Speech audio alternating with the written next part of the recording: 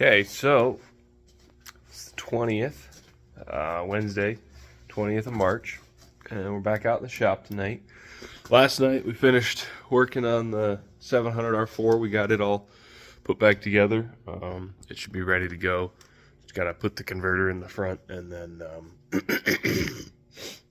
I'll put it back up underneath the car. But tonight I decided we would go ahead and shoot a little footage of the new truck. So this is our new to us 1985 Chevy K20. So it's a 3/4 ton 4-wheel drive Chevrolet pickup. It's a single cab long box, and it's got a snow plow attachment on the front. It came, the plow's outside, but it came with the plow. It's just got a little 350 in it and the 700R4. It's got a 208 transfer case, and I think it's got 12-bolt rear ends.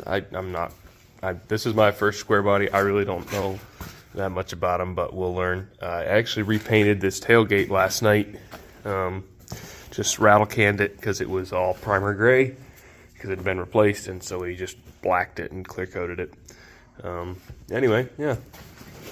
The bed's real solid on the inside. It's got a few, like paint bubbly spots here and there. Paint popped off some there, and rust holes in the body works. And then it is kind of a little crusty underneath, but I'm not too worried about it. We're mostly just going to use it as a shop truck, farm truck, that kind of thing. It's got a nice quality, whatever. Pretty good shape interior. Here, let me get my little flashlight out. That really doesn't help much, does it? Anyway, the interior's in pretty good shape. It's missing a couple of pieces, like right here on the door, and then obviously the bezel around the door handle on this side. The passenger side's there, but the roof, not headliner, is in good shape, not all rusted out or anything like that. The dome light doesn't work. We'll have to address that at some point. The dash lights are really dim, so I got some new bulbs for those and that kind of thing. But right now we're having some problems with, so it's got a dual tank, right? It's got a gas door here, and then actually inside that toolbox, here, we'll walk around and show you. Inside that toolbox is the other filler neck for the other side gas tank. So it's got two 16-gallon tanks on it. There's that filler neck right there. And what's going on is the valve, the selector valve they call it, which is actually right down in there, is either the switch for it, which is on the dash in here, right here. This is the switch for your fuel tank right there, and this one is supposed to have a little tension in it, and this one's broken. So we got a replacement for this. So either the switch is bad or the valve is bad.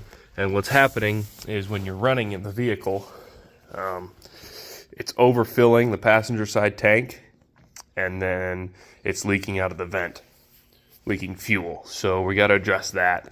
I got a couple of parts for that. So we're going to be working on this thing tonight, doing that, trying to get the fuel to stop leaking and both the tanks to be functional again.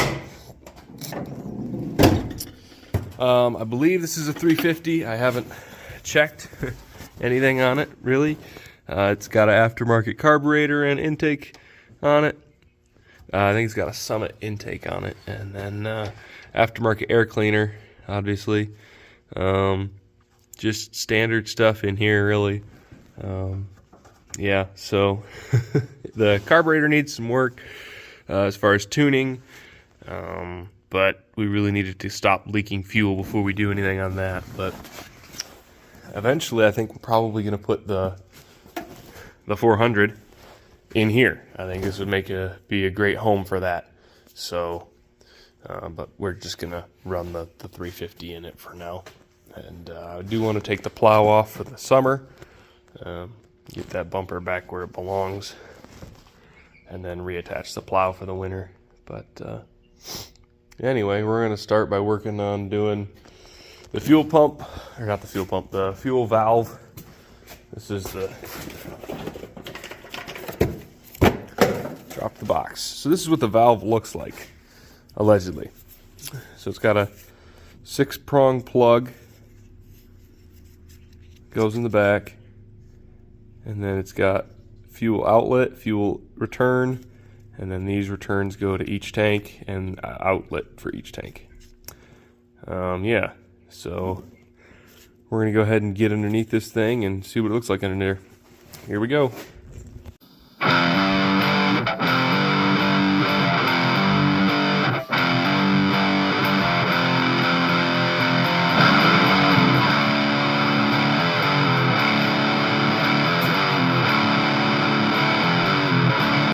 So as it turns out, it wasn't that valve at all. In fact, that valve on this thing works just fine. And what had happened is there was a electronic fuel pump got plumbed in for the driver's side tank, and all the time that you had the key on, it was constantly pumping, but it was creating too much pressure, and somehow it was returning all the extra pressure and extra fuel to the other tank. So I found the ground wire for that fuel pump, and I just unhooked it because this has a mechanical fuel pump on it that seems to work just fine.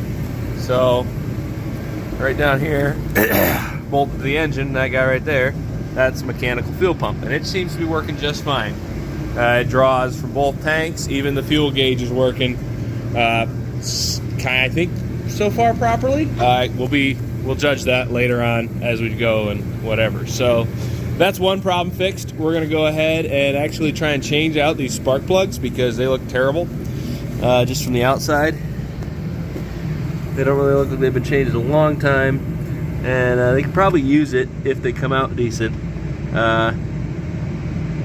Yeah, I think we're going to go ahead and try and change those. I got an extra set of plugs on the shelf over there. And then we'll top it up with some coolant because I know it's low on coolant. It needs a quart of transmission fluid. I think I might have some of that around here too. And then start it up, get it warmed up, and then check timing because I have no idea where the timing's at on this thing either. And that could be a whole lot to do with the distributor issues. But we're going to start there, and then, or not the distributor, pardon me, the carburetor issues, because it doesn't like to idle very well most of the time. It's kind of weird. So we're going to check timing and figure that all out. And then last thing we'll do is try and go through that carburetor and see what we can do. I've only ever adjusted idle on it, and yeah, I don't know. We'll see. But we're going to go ahead and try to do some spark plugs right now. Here we go.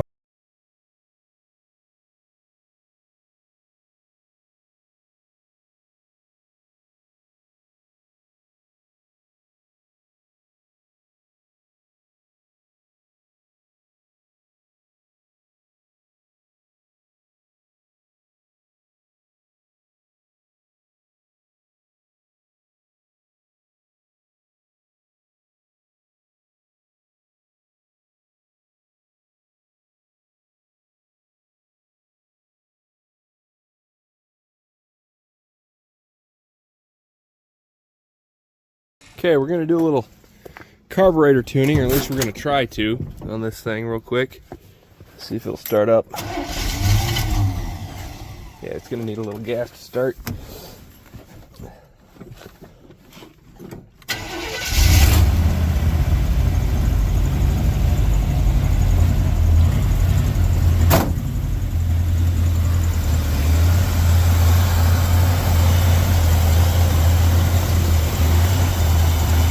Let's see here. So we got our vacuum gauge hooked up, right?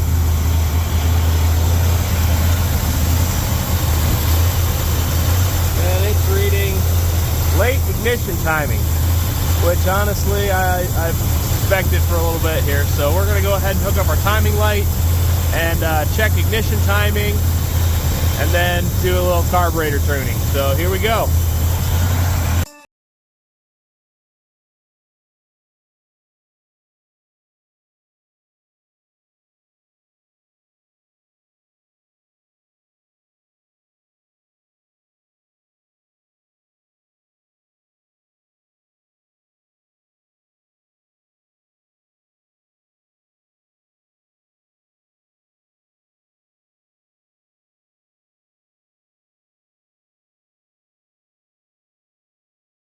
Did a little tweaking.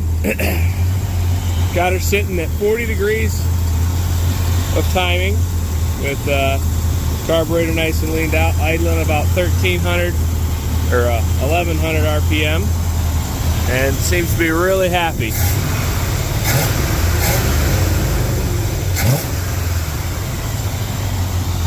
So that seems to be the sweet spot for this thing. It's running great, great oil pressure and all that. I'm gonna go ahead and put it back together and take it for a drive. All right, well, we made some progress on the truck. Definitely runs a lot better now than it did when we first got it over here, but definitely still needs some improvement.